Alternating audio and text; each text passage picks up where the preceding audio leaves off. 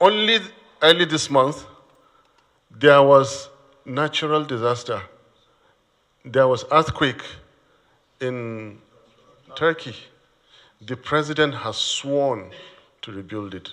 Last year, there was earthquake in South Africa. They are rebuilding. These are natural disasters. Human disasters are when you have one individual destroying the future of hundreds of millions. They are worse than tornadoes, most powerful tornadoes. They are worse than earthquakes. 60,000 people died in Turkey.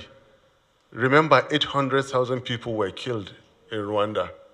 One individual brought Somalia to its knees.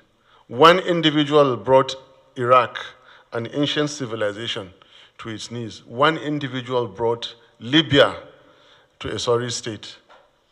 We have individuals who have amassed wealth and think they can, in the Eagle Square, disgrace citizen number 1, citizen number 2, citizen number 3, because they have millions of dollars to spend on state governors. And they will come out, hold INEC, control the security, control the judiciary. That is why they are telling you go to court. People are afraid to mention courts in civilized societies. The moment you mention court, he will say, okay, what do you want? That is the truth of the matter.